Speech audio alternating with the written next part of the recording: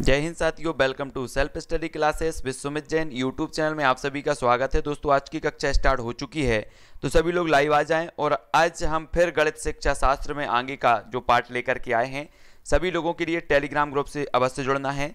Telegram group से जुड़ने के लिए सभी लोगों को टेलीग्राम ऐप डाउनलोड करना है, फिर उसमें सर्च करना है IAS स्टडी ट्रैक और ज्वाइन हो जाना है। ठीक है, हमारी ये निरंतर कक्षाएं चल रही हैं, तो सभी लोगों के लिए इसी प्रकार से जुड़े रहना है। और पीछे वाले जो भी नए साथी हैं वो पिछले वीडियो अवश्य देखें। ठीक है, स्टार्ट करेंगे दोस्तों आज का ये वीडियो। सभी लोग लाइक जरूर कर दें वीडियो को। ठीक है, और स्टार्ट होने वाली है आज की ये कक्षा। फटाफट से आपको उत्तर बताना होता है, तो स्टार्ट करेंगे। ठीक है, स्टार्ट होने वाली है। तो आज का जो हमारा पहला प्रश्न है वो है, निम्न में से कौन सा शिक्षण सूत्र निगमन विधि से संबंधित नहीं है। तो निगमन विधि और आगमन विधि आप सभी लोगों ने पढ़ी है, तो यहां पर उत्तर बताना है कौन सा निगमन विधि से संबंधित नहीं है। उत्तर क्या हो जाएगा, सभी को कमेंट में लिखना है। फटाफट से सभी लोग उत्तर बताएंगे। तो उत्तर क्या हो जाएगा, प्रश्न क्रमांक 122 का उत्तर बताएंगे, सामान्य से विशिष्ट, सूक्ष्म से स्थूल, नियम से उदाहरण, अज्ञात से ज्ञात की ओर। तब आपका जो उत्तर होगा दोस्तों वो क्या होगा। तो जितेंद्र जी, सुरेंद्र जी, बहुत बढ़िया, डी नंबर इसका सही होगा, है ना। शिक्षण सूत्र निगमन विधि से संबंधित नहीं है, तो वो अज्ञात से ज्ञात की ओर, निगमन विधि से संबंधित नहीं है, यानी कि जो डी नंबर का है वो इसका सही होगा। निगमन विधि के मूल तथ्य देखो, नियम से उदाहरण की ओर, है ना, सामान्य से विशिष्ट की ओर, सूक्ष्म से स्थूल की ओर, ये जो होते हैं वो निगमन विधि के उदाहरण होते हैं। ये इस प्रकार से आपको याद रख लेना है। आगमन और निगमन विधि सभी लोगों को पढ़ना है। ठीक है, तो निगमन विधि में क्या होता है, नियम से उदाहरण की ओर, सामान्य से विशिष्ट की ओर, सूक्ष्म से स्थूल की ओर, ये क्या है, निगमन विधि है। ठीक है, निम्न में से कौन सा परियोजना विधि का मुख्य सिद्धांत नहीं है। तब हमें उत्तर बताना है। सभी लोग उत्तर बताएंगे, फटाफट से बताएंगे। साथ सही लोग, आपका जो परियोजना विधि का मुख्य सिद्धांत नहीं है, करके सीखना, जीवन से सीखना, विद्यार्थियों के सहयोग एवं साहचर्य से सीखना, या फिर रटकर याद करना। तब आपका उत्तर क्या हो जाएगा, 123 का सभी लोगों को बताना है। सभी को जय हिंद, सभी को गुड आफ्टरनून, सभी लोग जल्दी जल्दी से उत्तर बताना है। उत्तर क्या होगा, मोस्ट इंपोर्टेंट है। तो कौन सा परियोजना विधि का मुख्य सिद्धांत नहीं है, तब आपका उत्तर क्या हो जाएगा।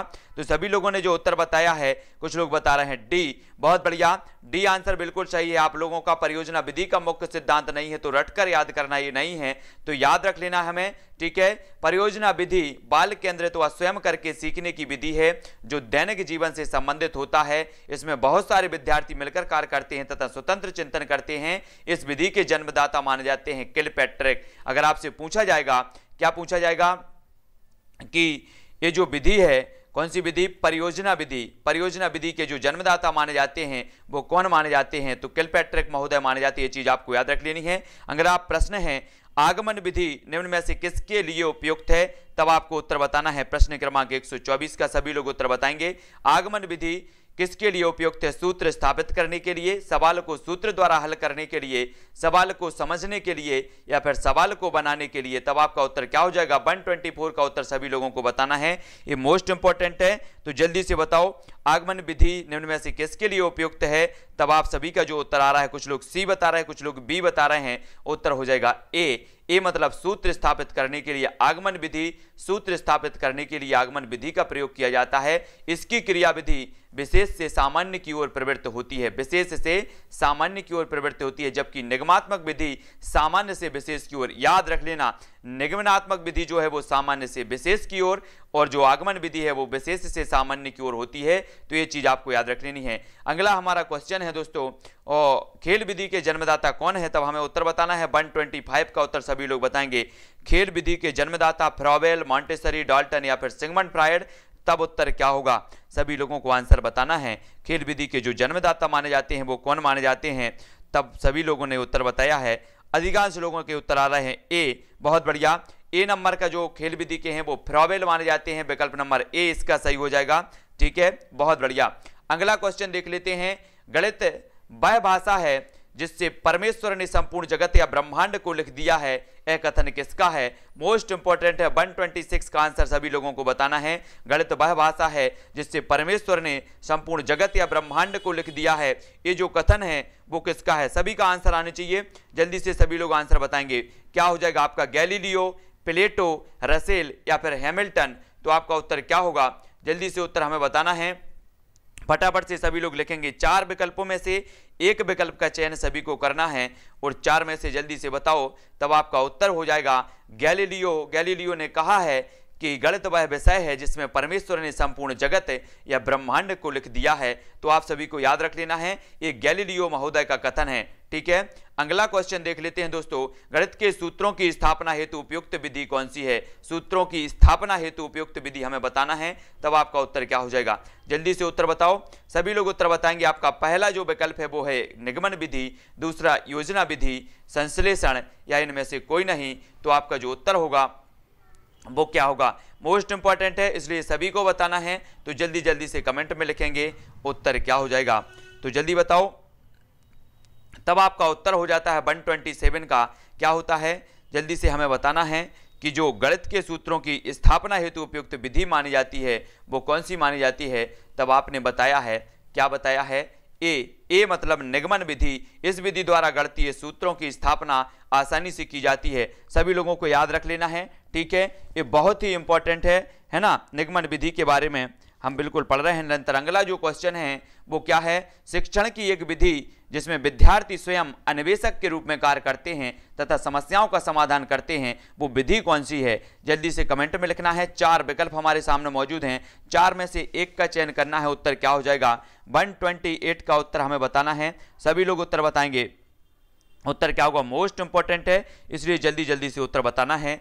तब आपका उत्तर क्या होगा दोस्तों, उत्तर हो जाएगा 128 का आपका है मतलब अनुसंधान विधि में विद्यार्थी स्वयं अन्वेषक के रूप में होता है, मतलब जो विकल्प नंबर डी है वो इसका सही हो जाएगा। ठीक है, बहुत बढ़िया आंसर सभी लोगों के, भूपेंद्र जी, मंगल जी, गोपाल जी, पुष्पेंद्र जी। अगला क्वेश्चन है, कक्षा में अधिगम की गतिविधि आयोजित करने में अत्यंत प्रभावशाली कारक निम्न में से कौन सा है। कक्षा में अधिगम की गतिविधि आयोजित करने में अत्यंत प्रभावशाली जो कारक माना जाता है वो कौन सा कारक माना जाता है। सभी लोगों को आंसर बताना, अभिप्रेरण, अनुशासन, पाठ्य विवरण या फिर श्रव्य दृश्य सामग्री। तो 129 का आंसर क्या हो जाएगा, जल्दी से सभी लोगों को बताना है। जो भी हमारे नए साथी हैं वो जो है सब्सक्राइब जरूर कर लेना। ठीक है, वीडियो को सभी को लाइक करना है। तो 129 का जो आंसर हो जाएगा वो क्या हो जाएगा, वो हो जाएगा अभिप्रेरण। कक्षा में अधिगम की गतिविधि आयोजित करने में अत्यंत प्रभावशाली कारक है तो वो है अभिप्रेरण, यानी कि जो विकल्प नंबर ए है वो इसका सही हो जाएगा। ठीक है, बहुत बढ़िया आंसर सभी लोगों के। अधिगम की गतिविधि आयोजित करने में दृश्य श्रव्य सहायक सामग्री का प्रयोग एक प्रभावशाली कारक है। अभिप्रेरण अधिगम गतिविधि प्रारंभ करने की पहली क्रिया है, तो सभी को याद रख लेना है। गणित शिक्षण की विधि जो छोटी कक्षाओं को पढ़ाने के लिए उपयुक्त नहीं है वह कौन सी है, छोटी कक्षाओं के लिए उपयुक्त नहीं मानी जाती वो कौन सी है। तब आपको बताना है, 4 विकल्प हैं, फटाफट से उत्तर बताना है। उत्तर क्या हो जाएगा, मोस्ट इंपॉर्टेंट, विश्लेषण विधि, प्रयोगशाला विधि, व्याख्यान विधि है, फिर आगमन निगमन विधि। तो छोटी कक्षाओं को पढ़ाने के लिए उपयुक्त नहीं मानी जाती वो विधि हमें यहाँ पर बताना है।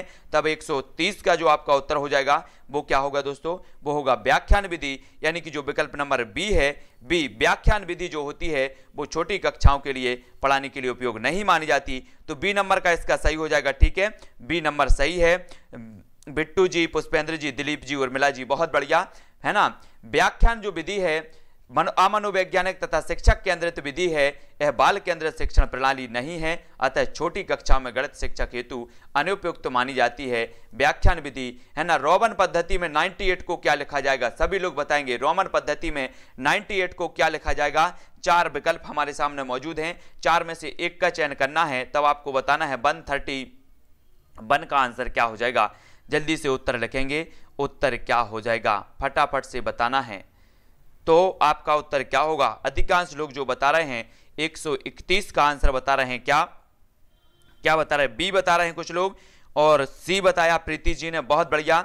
इसका जो आंसर होगा दोस्तों वो होगा सी, यानी कि आपका जो विकल्प नंबर सी है वो इसका सही हो जाएगा। ठीक है, सभी को याद रख लेना है ना। यहां पर ये आंकड़े दिए हैं और रोमन पद्धति सभी को पता होगा, रोमन जो संख्या हो जाती है उसे 98 को लिखा जाएगा, तो इस प्रकार से लिखा जाएगा। ठीक है, सभी लोगों को याद रख लेना है ना।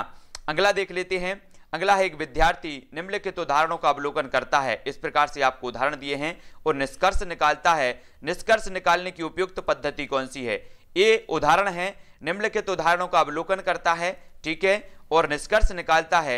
ये आपका सूत्र है और ये पद्धति कौन सी मानी जाएगी, निष्कर्ष निकालने की जो उपयुक्त पद्धति है ये पद्धति कौन सी है, सभी लोगों को उत्तर बताना है। 132 का उत्तर सभी लोग बताएंगे, मोस्ट इंपॉर्टेंट प्रश्न है, तब आपका उत्तर क्या हो जाएगा, 132 का आंसर बताना है दोस्तों। तो उत्तर क्या होगा, है ना, यहां पर आपके विकल्प दिए हैं, ये हैं विकल्प, है ना, विश्लेषणात्मक, निगमनात्मक, गतिविधि या फिर आगमनात्मक। तो हमें उत्तर बताना है। इस प्रकार से उदाहरण का अवलोकन करता है और निष्कर्ष निकालता है, और निष्कर्ष निकालने की उपयुक्त जो विधि मानी जाएगी वो कौन सी मानी जाएगी, तब जो आपका आंसर होगा वो क्या होगा, जल्दी से आपको उत्तर बताना है। तो आप सभी ने जो उत्तर बताया है वो क्या बताया है, अधिकांश लोगों ने उत्तर बताया है दोस्तों, क्या ए बता रहे हैं कुछ लोग, लेकिन इसका सही उत्तर क्या है, डी, आगमन विधि। आगमन विधि इसका सही हो जाएगा, विकल्प नंबर डी इसका सही हो जाएगा, ठीक है ना। विकल्प नंबर डी क्या दिया है, यहां पर उदाहरण दिया है, उदाहरण का अवलोकन कर रहे हैं। और आगमन विधि में क्या होता है आप सभी को पता है, आगमन विधि में हम क्या करते हैं, देखो यहां पर देखते हैं, जो आगमन पद्धति है प्रश्न को विस्तृत रूप से संक्षिप्त में हल करके परिवर्तित करती है। अतः निम्नलिखित समीकरण में छात्र इसी पद्धति का प्रयोग करता है। आगमन पद्धति की दिशा देखो, यहां पर आगमन पद्धति में क्या होता है, विशेष से सामान्य की ओर, उदाहरण से नियम की ओर और प्रश्न से सूत्र की ओर। यहां पर आपको याद रख लेना है ना, पहले प्रश्न दिया है ना, तो अपन सूत्र की ओर जा रहे हैं तो वहां पर आगमन विधि होगी, उदाहरण दिया है नियम की ओर जा रहे हैं और विशेष से सामान्य की ओर जा रहे हैं तो आगमन पद्धति होगी। आपको याद कर लेना है आगमन और निगमन पद्धतियों के बारे में किस प्रकार से होता है। तब आपको बताना है कि कक्षा 9वीं में निर्देशांक ज्यामिति परिचय कराने के लिए उपयुक्त उपागम है तो क्या है, 133 का आंसर सभी लोगों को बताना है। उत्तर क्या हो जाएगा, पुष्पेंद्र जी, पूजा जी, अमर जी, उत्तर बताना है 133 का। सभी लोगों का आंसर आएगा प्रौद्योगिकी समाकलन का उपयोग करते हुए निर्देशन, समस्या समाधान, व्याख्यान पद्धति या भूमिका निर्वाह, रोल प्ले। तब आपका 133 का आंसर क्या हो जाएगा, सभी लोगों का आंसर आनी चाहिए 133 का जो आंसर हो जाएगा दोस्तों कि कक्षा 9वीं में निर्देशांक ज्यामिति परिचय कराने के लिए उपयुक्त उपागम है तो वो है समस्या समाधान, यानी कि जो विकल्प नंबर बी है वो इसका सही हो जाएगा, बी नंबर का सही है। कक्षा 9वीं में निर्देशांक ज्यामिति परिचय कराने के लिए कक्षा 9 में ज्यामिति संबंधित प्रश्नों की समस्याओं का समाधान कराना एक अधिक प्रभावशाली उपागम है, क्योंकि कक्षा 9वीं में छात्रों को प्रश्नों के हलों की वैकल्पिक विधि का ज्ञान लगभग हो जाता है। तो याद रख लेना है, कक्ष में गणित की भाषा विकसित करने के लिए 4 चरण इस क्रम में हैं। गणित की भाषा विकसित करने के लिए ये 4 चरण हैं, तो 4 चरण में से जो है हमें बताना है कि कौन सा चरण उपयुक्त है। जल्दी से बताओ, प्रतिदिन की भाषा क्या करना है, गणित की भाषा विकसित करने के लिए बताना है इस क्रम में, तो कौन सा क्रम इसका सही होगा। 134 का उत्तर बताएं, सभी लोग बताना है, तब आपका उत्तर क्या हो जाएगा, प्रतिदिन की भाषा, गणितीय परिस्थिति की भाषा, गणित की समस्याओं को हल करने की भाषा, प्रतीकात्मक भाषा। ऐसा हमें क्रम बताना है कि ये क्रम आपका सही रहेगा। तब आपका ए नंबर ए है, बी नंबर बी है, सी है और डी है। तो उत्तर क्या हो जाएगा, हमें यहां पर प्रश्न जो दिया है वो क्या दिया है, हमें बताया गया है कि हमें गणित की भाषा विकसित करने के लिए 4 चरणों में से कौन सा आपका क्रमबद्ध होगा। तब आपका विकल्प नंबर ए सही होगा। सबसे पहले गणितीय परिस्थिति की भाषा, गणित की समस्याओं को हल करने की भाषा और प्रतीकात्मक भाषा, यानी कि जो विकल्प नंबर ए है वो इसका सही हो जाएगा, ठीक है, ए नंबर का सही है ना। अगला क्वेश्चन देख लेते हैं दोस्तों।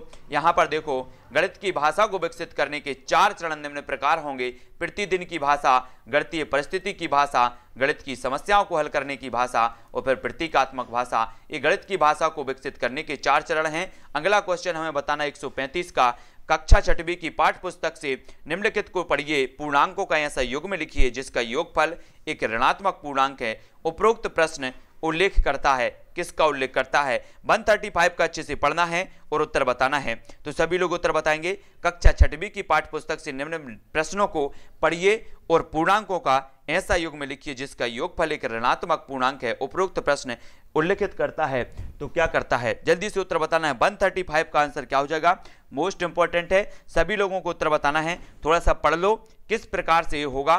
तो चिंतनपूर्ण प्रश्न, बहुविषयी प्रश्न, बंद अंत वाला प्रश्न या खुले अंत वाला प्रश्न, तब आपका उत्तर क्या हो जाएगा दोस्तों। सभी लोगों ने उत्तर बताया है, कुछ लोग डी बता रहे हैं और कुछ लोग बी बता रहे हैं। तब आपका जो आंसर होगा वो क्या होगा, वो होगा डी, यानी कि खुले अंत वाला प्रश्न। ये जो हो जाएगा वो खुले अंत वाला प्रश्न होगा। पूर्णांकों का ऐसा युग्म लिखिए जिसका योगफल एक ऋणात्मक पूर्णांक है। इस तरह के प्रश्न खुले अंत वाले प्रश्न कहलाते हैं। खुले अंत वाले प्रश्न वे होते हैं जिनका अनेक उत्तर जो है होते हैं। तो सभी लोगों को इस प्रकार से संभव है, इस प्रश्नों के अनेक उत्तर संभव हैं, है ना, याद रख लेना है। ठीक है, जैसे खुले प्रश्नों के बारे में यहाँ पर देखेंगे। खुले प्रश्न कौन से हैं, -5 + 2 तो -3। इस प्रकार से इनके जो है अनेक उत्तर होते हैं। अनेक उत्तर, जिनके अनेक उत्तर संभव वे खुले अंत वाले प्रश्न कहलाते हैं। अगला क्वेश्चन देख लेंगे। अगला क्वेश्चन है कक्षा 6वीं की इकाई चतुर्भुजों को समझने में जो है चतुर्भुज के कोण गुणधर्म से संबंधित मुख्य परिणाम कागज मोड़ने के क्रियाकलाप द्वारा परिचित कराए गए हैं और उसके पश्चात इन गुणधर्मों पर आधारित अभ्यास दिए गए हैं। इस स्तर पर कोणों के गुणधर्म का प्रमाण प्रूफ नहीं दिया गया है क्योंकि कक्षा 6वीं के विद्यार्थी इस समय बैन हेले के इस स्तर पर हैं। कौन से स्तर पर हैं, अनौपचारिक निगमन, विश्लेषण, निगमन या फिर मानसिक चित्रण। तो बताना है, थोड़ा सा पढ़ लो और थोड़ा सा अच्छे से समझ लो, तब आपका उत्तर क्या हो जाएगा। 136 का उत्तर बताना है ना। प्रश्न बड़ा है इसलिए थोड़ा सा आपको अच्छे से पढ़ना है, तब आपका उत्तर क्या हो जाएगा। चतुर्भुज के योग गुणधर्म से संबंधित मुख्य परिणाम कागज के मोड़ने क्रियाकलाप द्वारा परिचित कराए गए हैं और उसके पश्चात इन गुणधर्मों पर आधारित अभ्यास दिए गए हैं। तब आपका उत्तर होगा विकल्प नंबर ए, स्तर 2 अनौपचारिक निगमन। बिने हेले के अनुसार विद्यार्थी को 2 स्तर पर कागज को मोड़कर उसके गुणधर्म को समझाना है क्योंकि इस स्तर पर विद्यार्थी जो भी देखता है उसे वह उसी प्रकार से समझ लेता है। तो एक किसका है, बिने हेले के अनुसार स्तर 2 माना जाएगा अनौपचारिक निगमन। ठीक है, याद रख लेना। अगला क्वेश्चन है गणित में प्रश्न रखने का अर्थ क्या है। 137 का उत्तर सभी लोग बताएंगे। प्रश्न रखने का अर्थ क्या होता है, विषय वस्तु में ऐसे प्रश्नों का सृजन करना, प्रश्नों को हल करने में असमर्थता, कक्षा में संदेह प्रस्तुत करना या प्रश्न हल करना। तो प्रश्न क्रमांक 137 का उत्तर सभी को बताना है। जल्दी से बताओ उत्तर क्या हो जाएगा। गणित में प्रश्न रखने का अर्थ क्या है, मोस्ट इंपॉर्टेंट है, अभ्यास करना है ना। बहुत बढ़िया प्रश्न है। तो जिसको भी ग्रुप में ऐड करना है वो टेलीग्राम ग्रुप में ऐड हो जाना। टेलीग्राम ग्रुप में ऐड होने के लिए आपको सर्च करना है IAS स्टडी ट्रिक। ठीक है, IAS स्टडी ट्रिक सर्च करो और ऐड हो जाओ। तब आपका उत्तर होगा विकल्प नंबर सी, कक्षा में संदेह प्रस्तुत करना जो है गणित में प्रश्न रखने का जो है अर्थ है। यानी कि यहाँ पर देखो कि गणित में प्रश्न रखने का अर्थ है कक्षा में संदेह प्रस्तुत करना। प्रश्न पूछने वाले छात्र अंतः प्रेरित होते हैं जिनसे अन्य छात्र जिनके मन में प्रश्न दबे रहते हैं वे भी लाभान्वित होते हैं। ठीक है, तो ये चीज आपको याद रख लेना है। प्रश्न क्रमांक सी इसका आंसर हो जाएगा, याद रखो। अगला क्वेश्चन है गणित की अच्छी पाठ्य पुस्तक में होते हैं बहुत सारे क्या होते हैं, सभी लोग बताएंगे। प्रमेय और उनकी संपत्ति, समन्वेषण के लिए प्रश्न, अभ्यास प्रश्न, हल किए हुए उदाहरण। तब आपका उत्तर क्या हो जाएगा। गणित की अच्छी पाठ्य पुस्तक में होते हैं क्या होते हैं, सभी लोगों का आंसर आना चाहिए। 138 का आंसर आना चाहिए। तब आपका जो आंसर हो जाएगा दोस्तों वो क्या हो जाएगा। बहुत बढ़िया आंसर सभी लोगों ने बताया है। बिट्टू पटेल जी, पुष्पेंद्र जी, नीरज जी, बहुत बढ़िया। सभी लोगों का आंसर है हल किए हुए उदाहरण, यानी कि डी इसका सही होगा, है ना। गणित की अच्छी पाठ्य पुस्तक में बहुत सारे हल किए उदाहरण होते हैं क्योंकि हल किए उदाहरणों में अवधारणा का निर्माण होता है, यानी कि जो विकल्प नंबर डी है वो इसका सही हो जाएगा, जो अधिकांश लोगों ने सही बताया है ना। निम्न कथन पर विचार करना है हमें कि यदि एक चतुर्भुज के विकर्ण परस्पर समद्विभाजित करते हैं तो चतुर्भुज एक समानांतर चतुर्भुज होगा। यह कथन है क्या है, प्रमेय है, अभिग्रहित है, परिभाषा है या फिर साध्य है। जैसे पढ़ते थे ना वो कि जीवा पर डाला गया लंब, वो प्रमेय होता था, है ना। यहाँ पर बताना है कि एक चतुर्भुज के विकर्ण परस्पर समद्विभाजित करते हैं तो चतुर्भुज एक समानांतर चतुर्भुज होगा। यह कथन क्या है, प्रमेय है या फिर अभिग्रहित है या परिभाषा या फिर साध्य है। तो 139 का आपका आंसर क्या होगा। तब आप सभी ने बताया है कि ये जो है वो साध्य है, अर्थात जो विकल्प नंबर डी है वो इसका सही हो जाएगा। यह साध्य कथन है। इसका आशय है कि कि इस प्रकार के चतुर्भुज निर्माण में विकर्णों में ऐसी उत्पत्ति दर्शित होती है, मतलब ये साध्य माना जाएगा, विकल्प नंबर डी माना जाएगा। ठीक है, और प्रमेय जब हम पढ़ते हैं तो बोलते हैं कि सिद्ध करो कि ऐसे से ऐसा होगा, ऐसे से ऐसे, फलाने से ढकाने, इस प्रकार से आता है। ठीक है, तो आप सभी ने प्रमेय पढ़ी है कक्षा 10वीं में, सभी लोग पढ़ते थे, है ना, पाइथागोरस प्रमेय, और सभी लोग प्रमेय पढ़ते थे। अब हमें उत्तर बताना है, गणित में प्रदर्श उल्लेख नहीं करता तो क्या नहीं करता। 140 का आंसर सभी लोगों को बताना है। उत्तर क्या हो जाएगा? गोपाल जी, एकता जी, सभी लोगों को उत्तर बताना है। गणित में प्रदर्श उल्लेख नहीं करता, दो चरों के मध्य संबंध को समीकरण में व्यक्त करना, संख्या श्रेणी को ज्यामितीय प्रतिरूप में व्यक्त करना, एक महत्वपूर्ण ज्यामितीय परिणाम को प्रमेय में व्यक्त करना, या दिए गए आंकड़ों को आलेख द्वारा व्यक्त करना। तो गणित में प्रदर्श उल्लेख नहीं करता तो क्या नहीं कर सकता, सभी लोगों को उत्तर बताना है। तो उत्तर हो जाएगा सी, यानी कि एक महत्वपूर्ण ज्यामितीय परिणाम को प्रमेय में व्यक्त करना। ए नंबर का, सी नंबर का इसका सही हो जाएगा। ए प्रदर्श उल्लेख नहीं करता, है ना, ज्यामितीय परिणाम के आधार पर नियम बनाना, प्रमेय में व्यक्त करना प्रदर्शन विधि का उदाहरण नहीं है, वरन यह निगमन विधि का उदाहरण है। तो सभी लोगों को याद रख लेना है। अगला क्वेश्चन दोस्तों क्या है कि तकनीकी पर आधारित खेलों जिनमें संख्याओं के गुणनखंड या द्विआयामी आकृतियों को जोड़कर नई आकृति बनाना आदि होता है, इनका प्रयोग विद्यार्थियों की संख्यात्मक दक्षता और परिकलन दक्षता को बढ़ाता है। इनका प्रयोग विद्यार्थियों को गणित की प्रयोगशाला में व्यस्त रखने में शिक्षक की सहायता करता है। इनका प्रयोग विद्यार्थियों में अवधारणाओं को समझने की क्षमता में वृद्धि करता है, ताकि वे अपनी योग्यता के अनुसार अन्वेषण, परीक्षण और जो है निष्कर्ष करने के कारण कुशल हों। या फिर इनका प्रयोग शिक्षक द्वारा विद्यार्थियों के गणित प्रदर्शन का मूल्यांकन करने में सहायता करता है। तब आपको उत्तर बताना है। प्रश्न क्रमांक हमारा 141 है, और 141 का जो आंसर सभी लोगों ने बताया है वो सी बताया है। कोई बात नहीं, अगर आपसे नहीं भी बन रहा है दोस्तों तो आप एक अभ्यास कर रहे हो। आने वाले जो भी प्रश्न होंगे या जब हमारी मैराथन क्लास होगी तब आपसे इस प्रकार के क्वेश्चन आपसे बनने चाहिए। यानी कि सी नंबर इसका जो बताया है सभी लोगों ने कि विद्यार्थियों में अवधारणा को समझने की क्षमता में वृद्धि करता है, ताकि वे अपनी योग्यता के अनुसार अन्वेषण, प्रेक्षण, निष्कर्ष करने के कारण कुशल हो जाते हैं। बहुत बढ़िया आंसर, सभी लोगों ने बिल्कुल सही आंसर दिया है। याद रख लेना है, अन्वेषण विधि को और किस नाम से जाना जाता है? तो 142 का आंसर बताना है। दोस्तों छोटे छोटे आंसर सभी लोग कर जाते हैं, और बड़े आंसरों से डर करके कुछ लोग भाग जाते हैं और कुछ लोग गलत करके आते हैं। तब आप सभी को बहुत अच्छे से पढ़ना है, अन्वेषण विधि को और किस नाम से जाना जाता है। और आपने देखा होगा कि बड़े आंसर ज्यादातर पूछे जाते हैं, और बड़े आंसर को देख करके दिमाग चकरा जाता है जिनका अभ्यास नहीं होता है। तो आपको अभ्यास करना है, क्या है अन्वेषण विधि को और किस नाम से जाना जाता है। तब आपका आंसर क्या होगा? सभी लोगों ने जो उत्तर बताया है वो बताया ह्यूरिस्टिक विधि, यानी कि जो विकल्प नंबर सी है वो इसका सही हो जाएगा। बहुत बढ़िया आंसर। अन्वेषण विधि को ह्यूरिस्टिक विधि अथवा खोज विधि के नाम से जाना जाता है। इसके प्रवर्तक आर्मस्ट्रांग थे। यह एक बाल केंद्रित शिक्षा प्रणाली है जिसमें छात्र स्वयं खोजकर सीखता है। बहुत बढ़िया आंसर। अन्वेषण विधि को खोज विधि भी कहा जाता है, याद रख लेना है, ह्यूरिस्टिक विधि भी कहा जाता है।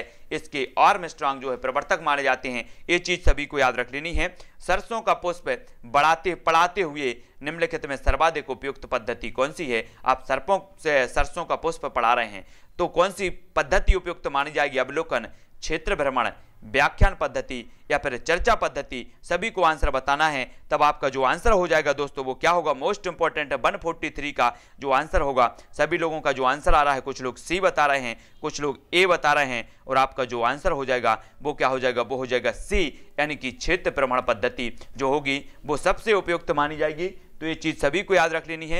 उपरोक्त में सरसों का पुष्प पढ़ने के लिए छात्रों में क्षेत्र भ्रमण के लिए जाना सबसे उपयुक्त माध्यम है। इसमें छात्रों में पुष्प के स्वभाव, आवास आदि की भी जानकारी हो सकेगी तथा विषय बहुत रुचिकर हो सकेगा। तब हमारा अगला प्रश्न है, निम्न में से कौन सी क्रिया आधारित शिक्षण क्रिया आधारित शिक्षण विधि नहीं है? तो क्रिया आधारित कौन सी नहीं है सभी को बताना है। सोनम जी, प्रीति जी, पूनम जी, भूपेंद्र जी, सभी लोगों का आंसर आने चाहिए। निम्न में से कौन सी क्रिया आधारित शिक्षण विधि नहीं है? तो क्रिया आधारित बताना है। तब आपका आंसर क्या हो जाएगा? 144 का सभी लोगों को उत्तर बताना है। तो आपका जो आंसर होगा दोस्तों वो क्या हो जाएगा?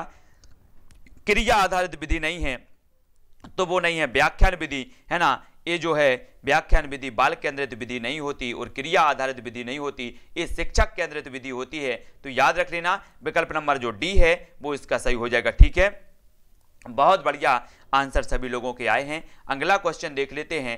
अगला जो क्वेश्चन है दोस्तों वो क्या है सामान्य से विशेष की ओर का सिद्धांत लागू होता है, तो निगमन विधि में, संश्लेषण विधि में, आगमन विधि में या विश्लेषण विधि में। पहले हम पढ़ चुके हैं, आगमन भी पढ़ लिया है और निगमन भी पढ़ लिया है, दोनों पढ़ लिया है। अब आगमन में बताना है आपको या निगमन में, तो ये तो कन्फर्म है सामान्य से विशेष की ओर दो में से किसी में होता है, तो आपको बताना है 145 का उत्तर क्या हो जाएगा। तब आपका जो आंसर आ रहा है वो क्या आ रहा है, कुछ लोग ए बता रहे हैं, कुछ लोग बी बता रहे हैं, कुछ लोग अभी भी कंफ्यूजन है, तो आगमन और निगमन विधि को थोड़ा सा अच्छे से पढ़ना है। इसका आंसर हो जाएगा ए। निगमन विधि में सामान्य से विशेष की ओर का सिद्धांत लागू होता है, सभी को याद रख लेना है, ठीक है। और विशिष्ट से सामान्य की ओर जो है आगमन विधि होती है, सभी को बहुत अच्छे से याद करना है। इन चीजों को आपसे इस प्रकार के क्वेश्चन पूछे जाएंगे। अगला आपका क्वेश्चन है दोस्तों, गणित शिक्षण में आगमन विधि द्वारा हम आगे बढ़ते हैं तो सूक्ष्म से स्थूल की ओर, सामान्य से विशिष्ट की ओर, ज्ञात से अज्ञात की ओर या अज्ञात से ज्ञात की ओर, तो आगमन विधि में बताना है। अब पहले हमने निगमन विधि के बारे में जाना और अब आगमन विधि के बारे में सभी को बताना है, तब उत्तर क्या हो जाएगा। सभी लोगों का जो आंसर आ रहा है, कुछ लोग डी बता रहे हैं, कुछ लोग ए बता रहे हैं, तब आपका 145 का जो उत्तर होगा वो क्या होगा दोस्तों, 146 का उत्तर बताना है, तो 146 का जो 46 का उत्तर होगा वो होगा सी यानी ज्ञात से अज्ञात की ओर, ज्ञात से अज्ञात की ओर, सी नंबर का इसका सही होगा, याद रख लेना है। ज्ञात से अज्ञात की ओर जो शिक्षण सूत्र है वो आगमन विधि में चलता है ना, सभी लोगों को याद रख लेना है, सी नंबर का इसका सही हो जाएगा, याद सभी को करना है, ठीक है ना। गणित शिक्षण में आगमन विधि द्वारा हम ज्ञात से अज्ञात की ओर बढ़ते हैं, अर्थात गणित शिक्षण करते समय शिक्षक को कक्षा कक्ष में पहले छात्रों को उदाहरण प्रस्तुत करें, फिर उनका जो है नियम व विश्लेषण करें। कह सकते हैं कि उदाहरण से नियम की ओर ये आगमन विधि का जो है माना जाता है। तब आपको 147 का उत्तर बताना है, क्या हो जाएगा। गणित शिक्षण की स्वयं सिद्ध विधि में कौन सी विधि सम्मिलित नहीं है, तो 147 का आंसर सभी लोगों को बताना है। ममता जी, पूजा जी, गोपाल जी, सुरेश जी, सभी का आंसर आना चाहिए। गणित शिक्षण की स्वयं सिद्ध विधि में कौन सी विधि सम्मिलित नहीं है, तो 147 का उत्तर क्या हो जाएगा। और सभी लोगों को वीडियो को लाइक जरूर करना है, जितने लोग भी, अगर 5% भी आपको सीखने को मिल रहा है तो बिना लाइक करे किसी को नहीं जाना है, सभी लोगों को लाइक जरूर करना है। गणित शिक्षण की स्वयं सिद्ध विधि में कौन सी विधि सम्मिलित नहीं है, तब आपका 147 का आंसर क्या हो जाएगा। आप सभी ने बताया है कि जो आनुवांशिक विधि है ये स्वयं सिद्ध विधि में सम्मिलित नहीं होती, यानी कि जो विकल्प नंबर सी है वो इसका सही हो जाएगा, ठीक है। बहुत बढ़िया, आनुवांशिक विधि गणित शिक्षण की स्वयं सिद्ध विधि में सम्मिलित नहीं है, याद रख लेना है। अगला क्वेश्चन है, गणित में प्रति चित्रण के लिए निम्नलिखित कथनों में कौन सा कथन सत्य नहीं है, तो प्रति चित्रण के लिए हमें उत्तर बताना है, तब आपका उत्तर क्या हो जाएगा। जल्दी से कमेंट में लिखेंगे। प्रश्न क्रमांक 148 का आंसर सभी को बताना है, तो उत्तर क्या होगा, जल्दी से जल्दी लिखना है, तब आपका जो उत्तर हो जाएगा दोस्तों वो क्या होगा। आप सभी ने उत्तर लिख दिया क्या, उत्तर इसका सही होगा सी यानी प्रति चित्रण गणित पाठ्यक्रम का भाग नहीं है, यानी कि जो सी है वो इसका सही होगा। ये सत्य नहीं है, सत्य नहीं है कथन हमें बताना था, तो प्रति चित्रण गणित पाठ का क्रम का भाग नहीं, ये सत्य नहीं माना जाएगा, तो याद रख लेना विकल्प नंबर जो सी है वो आपका सही हो जाएगा, ठीक है। अगला क्वेश्चन देख लेते हैं। 2 अंकीय संख्या को दूसरी 1 अंकीय या 2 अंकीय संख्या से गुणा करने की प्रक्रिया को समझने के लिए निम्नलिखित में से कौन सी पूर्व जानकारी होना आवश्यक है। यहां पर क्वेश्चन थोड़ा अच्छे से पढ़ लो। 2 अंकीय संख्या को दूसरी 1 अंकीय या 2 अंकीय संख्या से गुणा करने की प्रक्रिया को अगर हमें समझना है तो निम्न में से कौन सी पूर्व जानकारी होना आवश्यक है। योग का क्रम विनिमय गुण, गुणन का क्रम विनिमय गुण, गुणन योग पर वितरण के रूप में, गुणन विभाजन के प्रतिलोम के रूप में, तब 149 का आंसर क्या हो जाएगा। जल्दी से उत्तर बताएंगे, उत्तर क्या होगा। सभी लोगों ने समझ लिया तो उत्तर इसका सही हो जाएगा दोस्तों, कि वो क्या हो जाएगा, सी। बहुत बढ़िया, गुणन योग पर वितरण के रूप में, यानी कि जो सी नंबर का है वो सही हो जाएगा। मोस्ट इंपोर्टेंट, और सभी का आंसर सही आ रहा है, बहुत बढ़िया आंसर। गुणन योग पर वितरण के रूप में आपका ज्ञान होना चाहिए, ठीक है, सभी लोगों को याद रख लेना है। अगला क्वेश्चन देख लेते हैं। अगला जो क्वेश्चन है दोस्तों, अगला क्वेश्चन आपका क्या है कि प्राथमिक स्तर पर गणित की पाठ्य पुस्तकों की सबसे अधिक महत्वपूर्ण विशेषता निम्न में से कौन सी है, तो है बतानी है। और इसके जस्ट बाद आपकी एक क्वेश्चन के बाद ये आपका लास्ट क्वेश्चन होगा, ठीक है। और इस लास्ट क्वेश्चन के बाद आपको 5 या 10 मिनट बाद आपका एक पर्यावरण का महत्वपूर्ण फैक्टों का वीडियो आएगा जो मैं अपलोड करूंगा, 5 या 10 मिनट में आप तक प्रेषित हो जाएगा, तो वो जरूर देखना है, जिसमें सारे की सारी चीजें बताई गई हैं कि टाइगर मैन ऑफ इंडिया किसे कहा जाता है ना।